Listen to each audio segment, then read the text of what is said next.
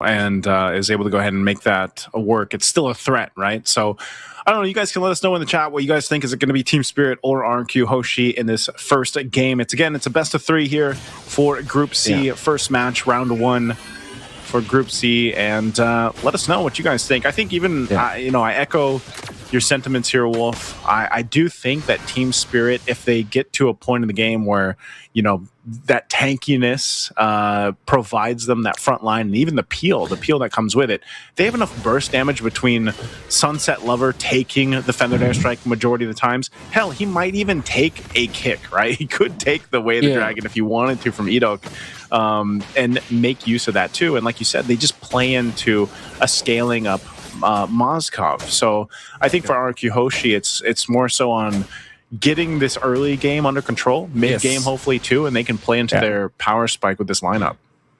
What RRQ Hoshi is banking on is their early game. That's why they have this Chofas and the Farsa in the mid lane, which clears the wave so fast, as you've seen, that will result to them rotating faster as well, the other lanes.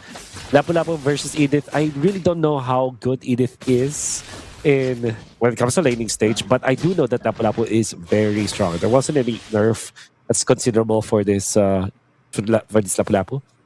And if there is an outside interference, though, that could be different, because now the Lapu-Lapu is getting harassed by one shot. I was gonna say, does the Lapu-Lapu need like a major nerf? I feel like he's just been so good lately, and to the point where, like, not only are you also pretty durable and you can tank up a lot of damage, but you can do a hell of a lot of damage as a Lapu-Lapu. I'm not sure of too many fighters. Oh, actually, Dyron, look at him go. This is exactly what I was talking about. He is going to die, though. First blood going over to the one shot. And I just think he was getting space for them to go ahead and secure this turtle. That seemed to be the call, but it's Team Spirit to push RQ off the turtle after the first blood kill, so one shot's going to be able to grab the turtle on top of it. Not sure what the play was there for RRQ Hoshi, but not what they wanted. That was a very bad engage for RRQ Hoshi. I think they're planning to utilize the Lapu-Lapu ultimate with the Farsa. However, the Farsa ultimate wasn't on point. On point in a way that the members of Team Spirit were able to get away. And to be fair, I think they needed more damage in there, because we already know that is a backshot. That's an Edith and a Gatotkacha. 3 heroes that are very, very tanky. And on top of that, they're Survitalized. Team Spirit were able to top up themselves again. And this time, Kid Bomba, he's still alive. Primal Wrath already going to be used. Dyron taking a brunt of the damage. We'll see if he's able to. He can't survive because the AOG landing right on his head. Dyron now 0-2. Just when you thought you potentially had a kill, man, that Primal Wrath comes in clutch. But Hiko, he's actually going to be okay. He survives, but a whole lot of gold going over here to Toy, at least off that turret. Another bad engage for Dyron. I understand why they went for it. Well, you gotta remember that there's a lot of peel and sustain from Team Spirit. We just talked about that in the draft, where this Gatotkacha, even after the nerfs, there's always a way for him to help his teammates. AOG, and the distance that you can cover with it is just so immense. And then if you factor in the help that you can give with the Revitalize, which they didn't even need during that moment, was great. Kid Bomba, what a guy though. Kept himself intact. What a guy. Actually went for the Black Ice Shield, which is great versus the physical damage of the Lapu-Lapu. Typically, you would want to rush the Thunderbolt, but I think he went for a different approach here so that he's going to be able to tank the initial burst from the Lapu-Lapu, which is, I think it's pretty neat for Kid Bomba to itemize this way. Yeah, and he goes Dom Ice. He rushes that Dom Ice. Just a team player, basically. This Kid Bomba with this Edith, they're going to go ahead and blitz this turtle, quickly doing work with that Primal Wrath. And it's going to be up to RRQ Hoshi to kind of make a play somewhere. They don't want this to continue on at this pace, because they will get to a point where, once again, this lineup of Team Spirit will just kind of survive through the burst damage that RRQ Hoshi does have right now, until later on they can transition into hoping that, Toy gets the items that he needs and the Harith is able to make something work. There's the kick, though. Feathered Airstrike on both sides happening here. Sawa won't be able to survive that burst, even with the Revitalize, so a good play from RRQ Hoshi to make something happen in the mid lane. Yeah. Throwing everything but the kitchen sink. They Might not have enough for... Okay, Edok. Oh, Edok was so... yeah. Edok goes for it. I guess he wanted to at least take out Hiko. That was a flicker burn, though, too, from Rins. Was that worth it, Wolf? Oh, I think a kill on the Moscow will always be worth it for a life and maybe a flicker. Especially because the turtle will spawn in 60 seconds anyway, so you can have plenty of time to recover. So finally, RRQ HOSHI are able to find good exchanges. Although they have utilized so many ultimates just to take out Sawa in the mid lane, it's worth it in a way that you give a kill or assist to Toy. A kill would have been very good for the Harith, but the reason why RRQ HOSHI had a little bit of a W in the past few minutes was because of that kill. Sawa that was followed up by a kill to Hiko. There's a kick again. Wave the Dragon right on the mark. Sunset Lover! Burning the flicker, will be able to survive with the dashes too. There's the Unbreakable Taunt on Sawo, but Edok should be able to get away. But Hiko joins with the SOD, can pick up the kill as he's forced off with Sutsujin joining the fight. Great response from RRQ HOSHI though on the defense there. Yeah, great response indeed. They're able to get out. They're also burning some of the important flickers out there. I think that was unnecessary for Hiko, but the fact that he avoided the hand for a little bit maybe could be the saving grace for that. He was able to get some minions as well. However, he's lost one cart up top, which we know is very important nowadays because of the gold cart being increased when it comes to its value. Okay, fight for the turtle. Breaking out here. Feathered Airstrike drop down on Sawo. Sawo popping the Revitalize. They'll toss in the air Dyron as he falls again. They're going to trade it right now for Sawo to fall down. Now one shot, under half health. He's riding around. Kid Bomba able to find a 2 on the knockup. Throwing rings in the air as a kill is picked up. 2 down for RRQ HOSHI. The 1-for-2 trade for the turtle is going to go in the hands of Team Spirit. A hard-fought battle for that last turtle. Kid Bomba making the waves again. Explosive plays coming out of Kid Bomba, but there is another play. Hiko does not have the flicker this time and will go down. You gotta have to look at this Moskov now and think like should be a little bit careful now. Oh, big play once again. Toy going under the Zaman Force, trying to get Sunset Lever. Won't happen.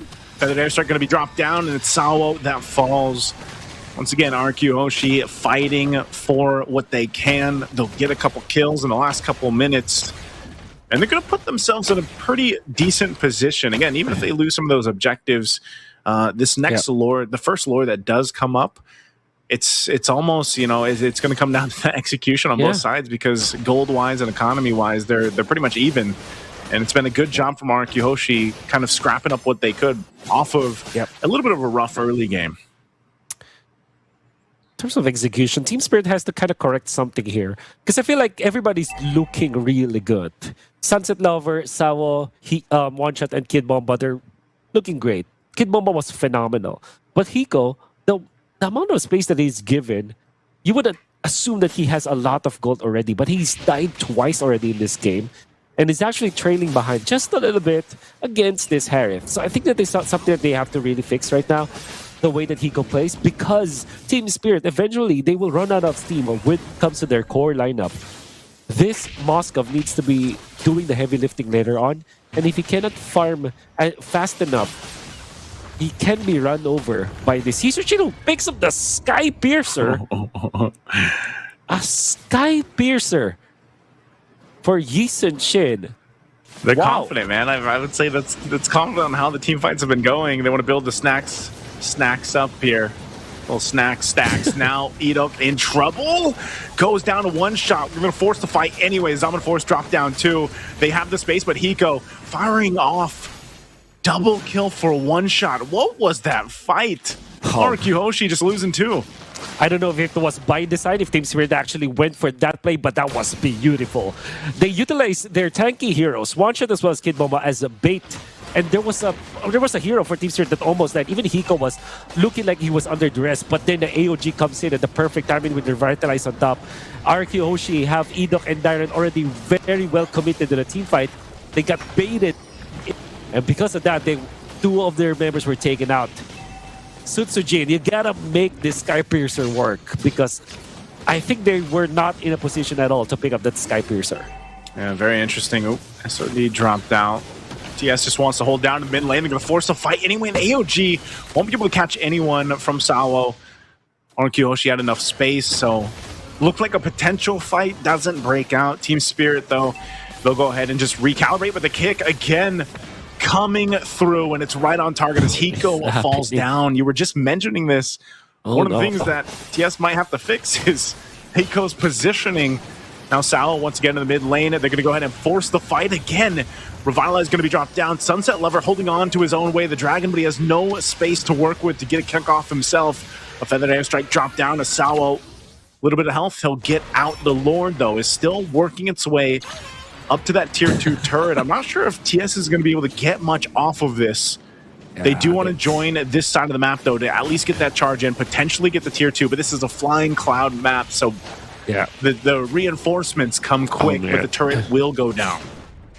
You see the difference for Team Spirit when they don't have Hiko. There's no one to kind of finish off the kills. Yep. But my oh my, the 4 members of Team Spirit are looking good. Oh no! Mention Hiko, man, and he dies again. God. Double kill for Sutsujin. He's making the Skypiercer work now. 2 stacks there for him. Sao and Hiko, man. It's gotta give it up to Edok. His target acquisition on these kicks have been phenomenal. Yeah. On the one hand, it's Hiko just playing, positioning himself badly, and on the other, Edok just finding the openings. So far, the deaths that Hiko have accumulated were all done in the river area around the mid lane. So he has to really get out of that zone. And you would think, like, if you're playing the Moskov now, you should be hitting minions. You should not be in the middle. You should be waiting for your ultimate. There were so many stunts and from the other members of Team Spirit, so you can guarantee your SOD to land. This is not how you should be playing the Moskov. And right now, he's what, 1 and 4. Has a Trinity. So he can actually hit hard, but has the tips.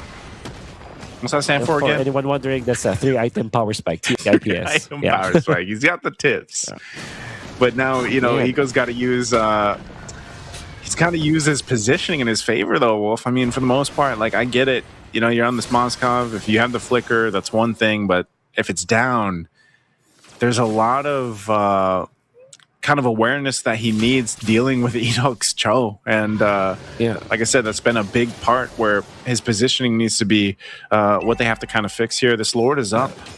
Team Spirit looks like they're just going to go ahead and blitz it, though. They see the positioning from RRQ, so this might be an opening for TS to go ahead and take another Lord, but they might break out into a fight. RRQ's way too late for the fight, but they might jump in anyway. Sao taking the brunt of the damage. He'll AOG out. Team Spirit gives the call to just disengage and get ready to reset with this Lord.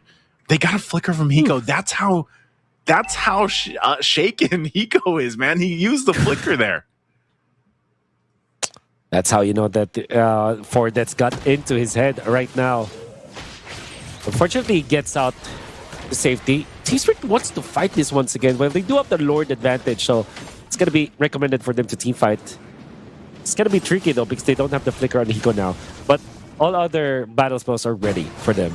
Yeah, this is the problem, though, man. Without the flicker, like I was saying, and obviously he's still working on, I believe, his 4th item. I'm not sure if he's going to go get the Wind of Nature next, but the fact that Edok has his, he can choose to be aggressive in this. And, you know, they have the information that Hiko is a target to go for. So they're going to clear out this Lord once again. That tier 1 in the mid does fall down, though. So TS making slow work on this map. One shot driving on forward. He's going to go for Toy. Oh, Sunset Lover. I'm not sure if that's where he wanted to put the Feathered Airstrike. Finding one. There's the return from Rins. They'll go ahead and clear out the Lord, but that looks like that might be it. Once again, Team Spirit with 2 Lords, you know, not too much on the map that they get here. Some mistakes from Team Spirit, but it's not that costly. They should be pushing this mid lane, though, but the defense from RRQ HOSHI is just way too good. Farsa, Lapu-Lapu in there, Sutsujin as well. Gonna be fending off the mid lane push. To be fair, even when Team Spirit is leading by a lot in the first 12 minutes of the game, RRQ HOSHI have found their way to get back into this game. In fact, they are leading by 300 gold, which, given their situation from before, this is very much workable. Sutsujin is 4-0-3. This is a player that picked up the Skypiercer for this usage shield. Let's see if this works. I'm going to go ahead and take the purple buff here, or try to anyway, and it looks like they did. Susujin doesn't have that, and SOD thrown out just to keep him in check. But I'm wondering, with this RRQ HOSHI, like losing a buff or anything like that, it's not too big of a deal. They can go ahead and fight face to face against Team Spirit here. I think one of the main points is Hiko just getting to that defensive item that he needs. He's got the flicker back up. I think the last item he picked up was actually the Malefic Gun for that little bit of extra range to work with here. So more than ever, Hiko's positioning important and crucial in this part of the game as they continue to put pressure where they can too. But we're 15 seconds away from that Lord coming up. Yeah. I hope we get to see the items, because I wonder what the Edith went for. Because at this moment, like 15 minutes, you should have the stadium side. Oh, conceal used up. Not holding on to that kick for now. They're going to force it a little bit further, though, under this all. There's the jump. The AOG. Kid Bomba's going to be gone. Hiko's still firing off, but he's closed in on by Dyron as they fall. 2 down for Team Spirit. Make it a third. RRQ HOSHI with a huge team fight up top, and they'll swing for the Lord after that. Oh my goodness. RRQ HOSHI, what a good punish. And again, Team Spirit went in for the heads-up play, which looked really good. But for the last few moments that they have won the team fights, it's always when they are on the defensive, when Sawa goes for the peel. Hiko finding the opening onto one of the squisher members of RRQ HOSHI, but Edok was there with the flicker play. Actually finds Hiko another kick, this time for one shot. They want to finish this game now. They're going to go for the end here. One shot. Taking a brunt of the damage, but with the wave still pushing in, they'll clear it out. Kinboma, top of the Primal Wrath, so off of all that, they thought they could end it. There's the SOD, he's going to be focusing on Toy. Hiko going against Toy, he's forced off with the threat of Rins and Edok.